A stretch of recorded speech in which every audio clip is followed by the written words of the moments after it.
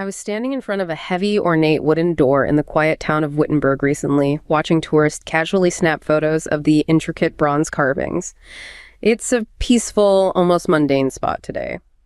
But if you had been standing in that same alleyway on a chilly morning in 1517, you would have seen a man who looked like any other humble monk holding a simple sheet of parchment and a hammer.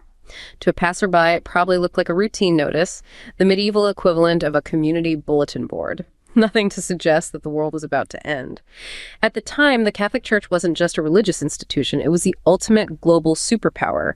They didn't just save souls, they crowned emperors and commanded the borders of nations. They held a literal monopoly on the afterlife. If you had enough gold, you could buy a get-out-of-hell-free card, or even purchase a deed for a plot of land in heaven. It was a perfect, untouchable system of spiritual and political control that had lasted for 1,000 years. Everyone accepted that the path to God went through a gold coin and a priest's blessing. But as that monk, Martin Luther, raised his hammer, he wasn't looking for a revolution. He just wanted to ask a few questions. He had written 95 points criticizing the church's corruption, expecting a quiet, scholarly debate among colleagues. He thought he was merely fixing a few leaks in the roof. What he didn't realize was that he had just pulled the pin on a grenade. Within months, thanks to a brand new invention called the printing press, his quiet letter had been translated, copied, and spread into every tavern and home in Europe. The instantaneous shift was staggering. One moment, the church was an absolute authority. The next, common people were looking at their Bibles and realizing they'd been sold a lie. That single letter didn't just spark a debate. It shattered the foundation of Western civilization and set the stage for religious wars that would eventually drench the entire continent in blood. It makes you wonder, how does a single piece of paper written by a man who just wanted to talk about faith end up toppling empires and redrawing the map of the world forever? Right. And, to really answer that question, we have to look past the theology itself. I mean, if Martin Luther had nailed those exact same 95 theses to that exact same door a century earlier, we probably wouldn't even know his name today. Wait, really? You think it would have just disappeared? Absolutely. The document would have been this obscure local dispute, just quietly suppressed by local bishops. It became a global firestorm because of a very specific mechanism that turned an academic debate into, well, a viral explosion. And that's exactly our mission for this deep dive today. We're going to dissect that mechanism because we need to understand how a localized theological complaint completely dismantled the architecture of medieval Europe. Yeah, and to do that, we have to examine three distinct pillars. There's the technological leap that broke an information monopoly, the political trap that forced kings to rewrite the laws of power, and then, the profound psychological shift that altered how human beings actually related to the divine. Let's start with the technology, because I am trying to wrap my head around the landscape before 1450. Luther wasn't the first person to notice that the church had a corruption problem. No. Right. Because you had figures like John Wycliffe in England in the 1300s and Jan Hus in Bohemia. They were making essentially the exact same arguments. Wycliffe even translated the Bible into Middle English so everyday people could read it. Yeah. Yet Hus was burned at the stake, and Wycliffe's movement was completely crushed. So why were their movements so easily contained when Luther's wasn't? Well, they were constrained by the physical reality of how information moved back then. I mean, prior to Johannes Gutenberg, the dissemination of knowledge was entirely dependent on human labor. Like monks copying books by hand. Exactly. If you wanted a copy of a book, a scribe literally had to sit in a scriptorium and copy it word by word, line by line, on expensive animal parchment. A single Bible could take an entire year to produce. Wow. A whole year for one book. Right. So the sheer physical weight and cost of a book meant that the literate elite, which effectively meant the Catholic Church, held an absolute monopoly on information. For the vast majority of the European population, the very definition of reading was an oral performance. Meaning you just sat in a pew and listened to whatever the priest told you. Exactly. Yeah. You had no independent mechanism to verify those claims. So when Wycliffe or Huss tried to spread their reforms, the church could easily quarantine those ideas. The physical medium carrying the ideas just moved much slower than the institutional authorities tracking them down. But woodblock printing existed before this, didn't it? I mean, people were carving images and text into wood to make prints. Why wasn't that enough to bypass that bottleneck? Well, woodblock printing was agonizingly slow and inherently inflexible. An artisan had to carve an entire page of text in reverse into a single block of wood. Oh, so if you made a single spelling error, the entire block was ruined. You'd have to start over. It just could not scale to support a continent-wide intellectual movement. The structural integrity of the church's power relied on this extreme friction in the information economy. And then comes Gutenberg. And from what I understand about his background, he wasn't a monk, and he wasn't some scholar trying to democratize knowledge. He was a metalworker. He was a craftsman who worked in a mint in Mainz, Germany. He dealt with metalwork and coin punches. And this background is crucial because it provided the conceptual leap. So? He realized that instead of carving a static page into wood, he could use hard metal punches to cast individual movable letters out of a lead alloy. You could arrange these letters into a matrix to form a page, print thousands of copies, and then break the page down to reuse those exact same letters for a completely different text. Brilliant. Around 1450, this movable type press was operational. But the way Gutenberg initially capitalized on this invention reveals a deeply historical irony. Oh, I definitely want to highlight this irony because it is astounding to me. We think of the printing press as the engine of the Protestant Reformation, but Gutenberg's very first highly profitable prints were the exact same indulgences, the get out of purgatory documents that Luther would later attack. Yes, the church saw this new technology and basically used it to mass produce their own revenue stream. Wild. So exactly how entrenched was this printing network by the time Luther actually showed up? Oh, by 1517, the network was fully mature. There were printing centers in over 200 major European cities. The church viewed the press merely as an administrative tool for institutional efficiency. They didn't see the threat at all. He had no conception that they were subsidizing the infrastructure that would eventually be weaponized against them. And when Luther arrives, he leans into this technology with absolute mastery. The statistics on this are staggering. Between 1518 and 1527, Luther's works accounted for 20% of all German book production. 1 in 5 books printed in the entirety of Germany was written by this one man. It's basically the 1500s version of going viral, because between 1521 and 1525, Germany was producing half of all the books in Europe, and 80% of them were in German, not Latin. Luther effectively outpublished the great humanist Erasmus, and he outpublished all the Catholic apologists combined. Yeah, his reach was unprecedented. But there's a mechanical question here. If the church controlled the pulpits in every single town and village, which was the ultimate broadcast network of that era, how did Luther's physical writings bypass that entrenched system so effectively? Well, his tactical advantage lay in the format itself. Luther didn't print massive, dense theological encyclopedias. He and his supporters utilized the pamphlet, which was known as a Flugschrift or flying writing. Like small booklets. Exactly. They were these small 8 to 16-page booklets. They were incredibly cheap to produce, easy to transport in bulk. You could hide them in merchant carts. And critically, they were very easy to conceal from local authorities. Right, you could just tuck it in your coat. But the true weaponization was linguistic. Instead of writing in academic Latin, which only the elite could decipher, Luther wrote in the vernacular. He wrote in the everyday German spoken by tradesmen, merchants, and literate lay people. So he's talking directly to the people. Yes. He established the theological concept of the priesthood of all believers, not just as an abstract theory, but as a practical reality in the hands of the reader. He completely bypassed the priest. I have to pause on the language aspect, though, because even if you write in vernacular German, you are still dealing with a massive population of illiterate peasants. An 8-page theological essay, no matter how cheap it is useless to someone who cannot read. That is a great point. So how did this movement actually penetrate the illiterate masses? Well, the Protestant propagandists launched a really sophisticated campaign of visual warfare. They recognized that to dismantle the psychological authority of the papacy, they needed imagery that bypassed literacy entirely. So they basically made political cartoons. Yeah, they commissioned these deeply provocative woodcut illustrations. The most famous example is a series by Lucas Cranach the Elder, which was actually commissioned by Luther himself, called The Pap's Spot Builder, or Kissing the Pope's Feet. What are we actually looking at in these specific woodcuts? Like, what's the visual? The imagery is brilliantly visceral. The woodcut depicts the Pope holding a papal bull, which is a formal declaration of his absolute authority-demanding submission from the common people. Okay, standard papal imagery so far. Right. But in direct response, 2 German peasants are depicted pulling down their trousers and showing their bare rear ends to the Pope. Wow. Yeah, and there's a rhyming German caption that translates roughly to, "Don't frighten us with your ban, otherwise we will turn around and show you our rears." That is amazing. It's so crude. It was crude, it was shocking, and it required absolutely zero education to comprehend. It took the untouchable, divine, terrifying aura of the papacy and just dragged it right into the mud of public mockery. It demystified the power structure overnight. But the Catholic Church was not a passive entity. I mean, they had infinite resources, brilliant scholars, immense political sway. Why did their counter-propaganda fail so miserably? Their initial response failed because they fundamentally misunderstood the nature of the new media landscape.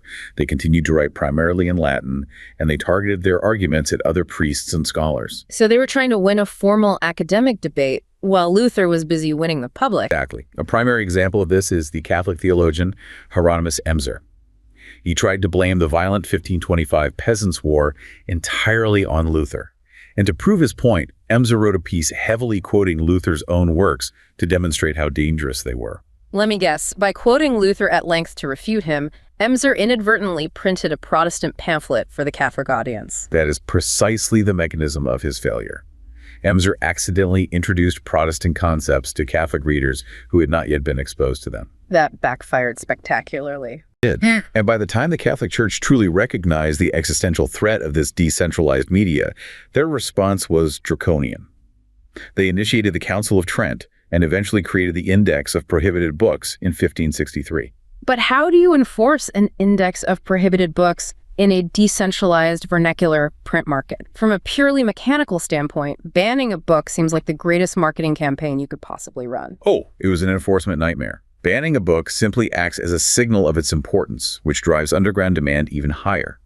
The church was trying to apply an analog method of censorship, prohibition by decree, to a decentralized, highly mobile technological network. It's like trying to put out a forest fire with a squirt gun. Right.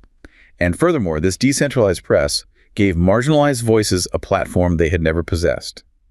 Female writers like Argula von Grumbach and Marie Zontier began publishing pieces supporting the Reformation. The church was no longer fighting a single rogue monk in Wittenberg. They were fighting a multi-headed hydra of cheap, accessible, vernacular media that empowered literally anyone with a printing press. This democratization of information completely awakens the common people. But what we need to examine next is how this ideological shift bleeds upward. Because it wasn't just peasants and merchants reading these pamphlets. No, the monarchs were reading them too. Exactly. And as the theological aura of the Catholic Church began to crack, the kings of Europe realized something profound. The church wasn't just a spiritual guide, it was a highly vulnerable, deeply predatory financial institution. And more importantly, it was an institution they could replace. Right. So to truly understand this political pivot, you have to look at the economic reality on the ground. You are in a muddy marketplace in a small German village. The air is cold, it smells of wet wool and wood smoke. Yes, and there's a woman, let's call her Greta, standing near the back of the crowd, clutching a single copper coin. It is the absolute last bit of inheritance from her late husband. And up on a wooden platform stands Johann Tetzel, a Dominican friar. His velvet robes are immaculate, contrasting sharply with the dirt of the square. Right, and his voice is slick and practiced. He is telling the crowd, projecting over the noise of the market, that for a single coin, a loved one's soul will instantly spring from the agonizing fires of purgatory. So Greta feels this profound, hollow shame as she steps forward. Her children are hungry, but the terror of her husband burning in the afterlife completely overrides her hunger.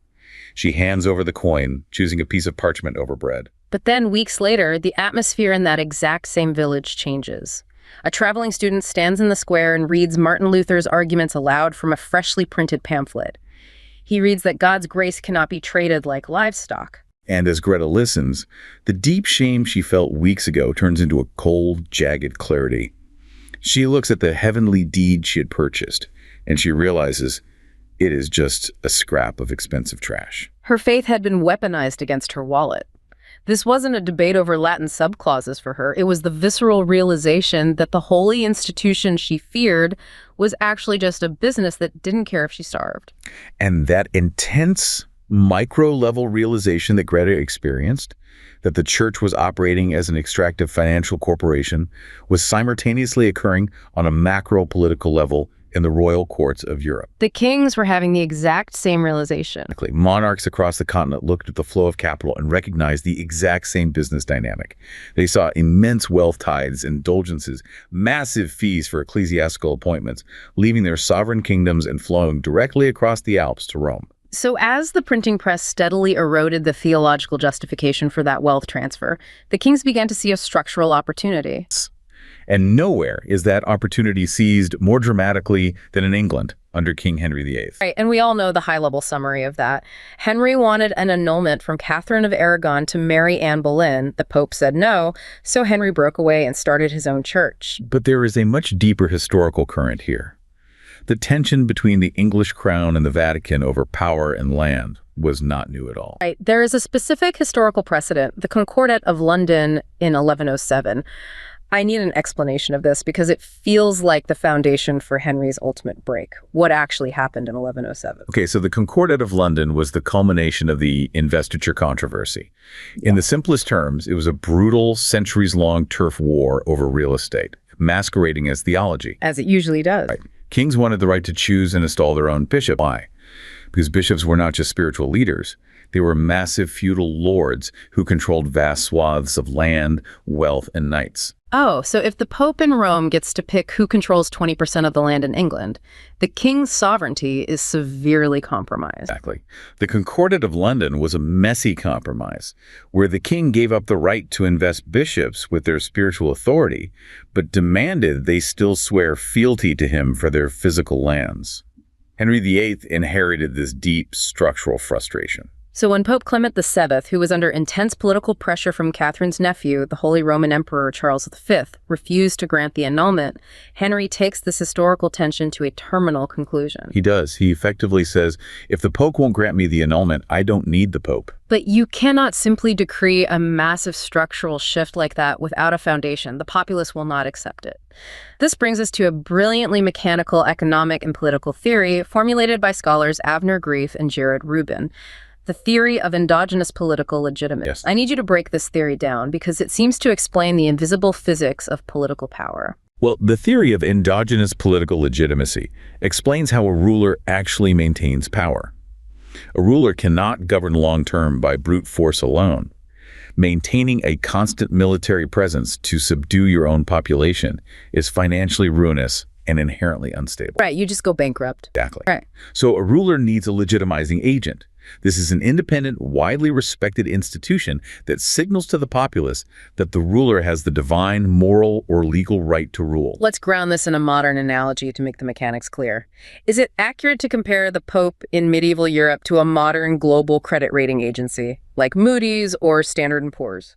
That is an exceptionally precise analogy. If a country's credit rating drops, international markets panic, no one lends them money, and their economy collapses. The rating agency does not have an army, but it has the power of legitimacy. Right. For centuries in Western Europe, the Catholic Church was the ultimate credit rating agency for monarchs. The Pope literally crowned emperors. The Church provided the divine mandate.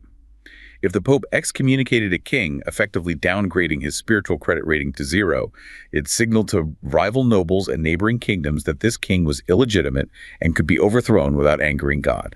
Wow. So when Henry VIII initiates the Reformation Parliament between 1529 and 1536 and pushes through the Act of Supremacy in 1534, declaring himself the supreme head of the Church of England, he isn't just making a religious shift, he is firing his primary legitimizing agent. He fires the credit rating agency. But that leaves a massive vacuum. He still needs legitimacy, especially because he is about to undertake one of the largest state-sponsored land grabs in history. And I have to push back on the traditional narrative here because we often hear about Henry empowering Parliament during this era. Was Henry attempting to be some sort of proto-democrat championing the rights of the English people? Because everything we know about Henry suggests he was a ruthless autocrat. Oh, Henry VIII had absolutely zero democratic intentions. He empowered Parliament out of sheer, desperate necessity. He was about to initiate the dissolution of the monasteries, beginning with the lesser monasteries in 1536. Right, he was systematically confiscating Catholic lands, abbeys, and wealth. Wealth that ultimately amounted to 20% of all the landed property in England.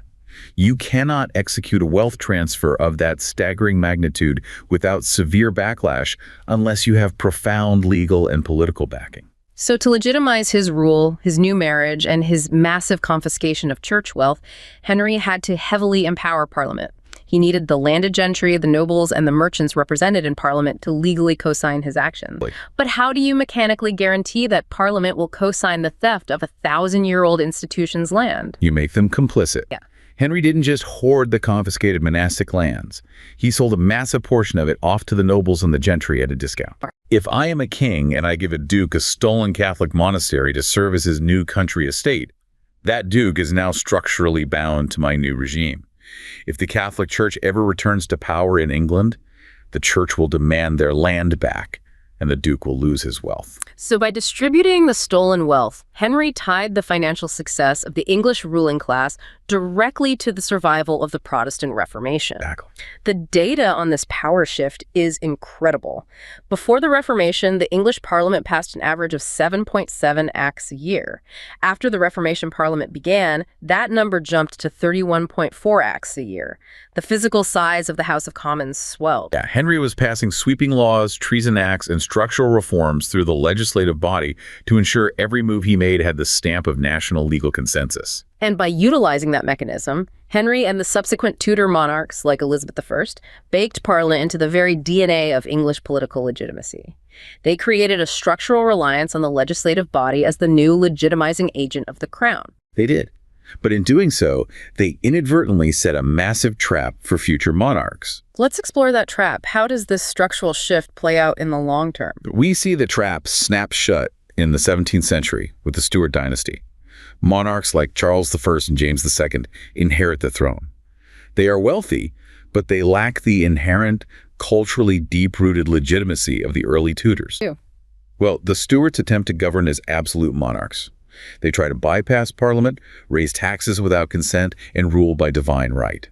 James II even attempts to return England to Catholicism, effectively trying to switch his legitimizing agent back to the Pope. But the landscape has completely changed. Parliament is no longer just a rubber stamp. Precisely because of what Henry VIII did a century earlier. Parliament had been structurally empowered and culturally cemented as the ultimate legitimizing force of the nation. Right. They possessed the institutional authority and the financial leverage to resist the crown. And that tension erupts. Yes.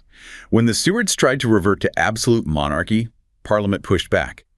This conflict directly resulted in the English Civil War, the execution of Charles I, and eventually the Glorious Revolution of 1688. Which permanently altered church-state relations and established a constitutional, limited monarchy. Right. And all that structural evolution stems directly from Henry VIII needing a new legitimizing agent so he could secure his dynasty and seize Catholic wealth. We see how kings and nobles were busy treating the church as a rival corporation, an entity to be absorbed, dismantled, or looted for capital. But we have to recognize that this exact commodification of the sacred treating grace and faith as property, real estate, and state bureaucracy was exactly what horrified Martin Luther on a deeply spiritual level. It absolutely terrified him. To understand this trauma, let's picture another person. Imagine a man named Thomas. He is a minor clerk in London under Henry VIII, and he has been assigned a grim task, inventorying the confiscated wealth of a recently dissolved monastery. Imagine him standing in a chapel where the air is thick with the dust of smashed plaster. Thomas is a man who had spent his entire life kneeling in reverence before these very icons.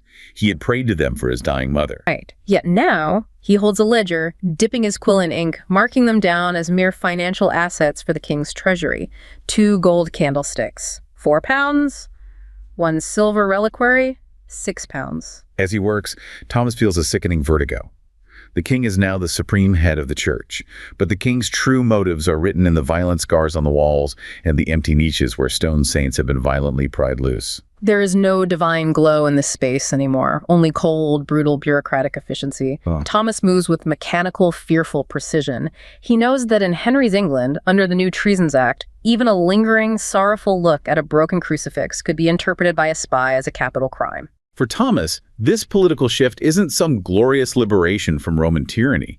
It's a traumatizing remapping of his soul. The sacred has simply been swallowed by the crown, leaving him wondering if anything is actually holy anymore, or if faith is just property waiting for a new owner with a larger army. And that profound spiritual bankruptcy, where the relationship with the divine is reduced to property ledgers, financial transactions, and state bureaucracy, is the exact rot that Martin Luther's 95 Theses sought to expose and destroy. Yes. We must remember, Luther was not a politician seeking to reorganize governments. He was fundamentally a pastor, terrified for the eternal souls of his congregation. If we examine the very first of Luther's 95 Theses, it sets the immovable foundation for his entire theology. He writes, "When our Lord and Master Jesus Christ said, 'Repent,' he willed the entire life of believers to be one of repentance." And this relies on a crucial linguistic and theological distinction. Luther is looking at the original Greek text of the New Testament. Right, and I need you to explain the mechanical difference between the original Greek and the Latin translation that the church was using, because this single translation error seems to be the fulcrum of the entire Reformation. The fulcrum is the Greek word metanoia. In Greek, metanoia means a fundamental, radical transformation of heart and mind. It is an inward orientation. Okay, so it's internal. Right. But the Latin Vulgate, which was the official, unquestionable Bible of the Catholic Church for centuries, had translated metanoia as ponitentiam agiot. In Latin, this translates literally to do penance. Oh, so they changed it to an action. Exactly. The institutional church had taken a concept demanding profound, inward, lifelong spiritual transformation and turned it into a formal, external, institutional act. They turned surgery into a checklist. So instead of a transformation of the soul, repentance became a quantifiable transaction. Say these specific prayers, fast on these specific days, pay this specific copper coin to Tetzel, and you are square with God. But Luther argued that true repentance is profoundly inward and continual. He wrote that it requires a genuine hatred of self.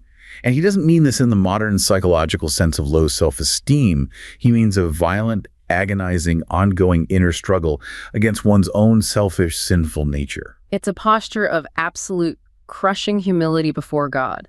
Recognizing that no amount of gold coins, no amount of fasting, and no external rituals can purchase divine grace. And this realization brings us to the core paradigm shift of Luther's thought, which he articulated fully a few months after the 95 Theses at the Heidelberg Disputation in 1518.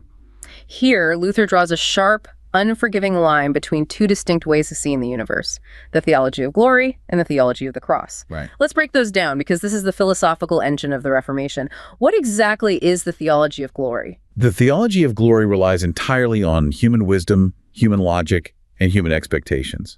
It assumes that God values exactly what the human world values: power, wealth, success, beauty, and quantifiable good works. So it's projecting our own values onto the divine. Exactly. A theologian of glory, according to Luther, looks at the world and assumes that if an institution is wealthy, powerful, and politically dominant like the Catholic Church, it must naturally be favored by God. Therefore, buying salvation with gold seems logical. Earning your way into heaven through impressive works makes sense. It's transactional. Yeah. Luther said the theologian of glory calls evil good and good evil because they view the divine entirely through an earthly, institutional, success-driven lens. I want to make sure I understand how pervasive this human tendency is, because you see echoes of this theology of glory even in later Protestant movements, don't you? Yeah. There is a theological framework called Arminianism that often gets contrasted with strict Lutheran or Calvinist thought. Can you provide an explanation of how Arminianism connects to this human desire for logic? Sure. Well, Arminianism is a fascinating example of how deeply human beings desire a God that makes logical sense to human sensibilities. Arminianism emerged later and emphasized human free will in the process of salvation.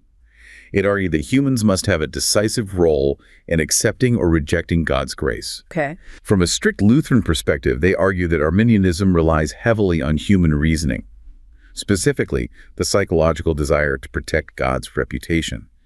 Humans want to ensure God doesn't appear unfair or arbitrary by choosing some for salvation and not others.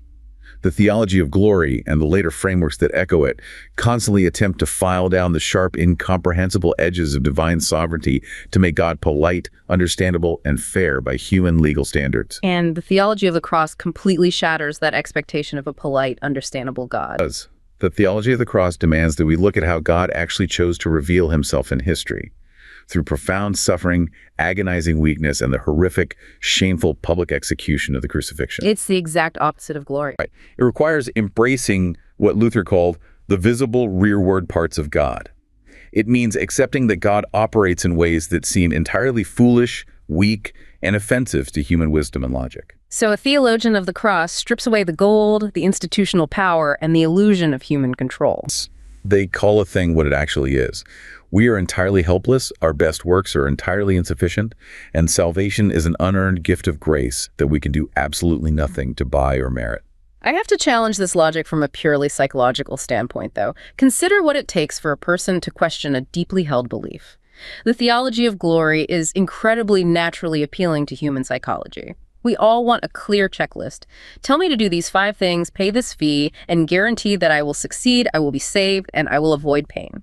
That's human nature. Right, so how did Luther realistically expect average, everyday people like Greta in the marketplace, who were already struggling with grinding poverty, plague, and starvation, to eagerly embrace the theology of the cross? A theology that basically strips away their illusion of control and promises them suffering and weakness. It sounds utterly demoralizing. It sounds demoralizing only if you do not understand the crushing weight of the alternative.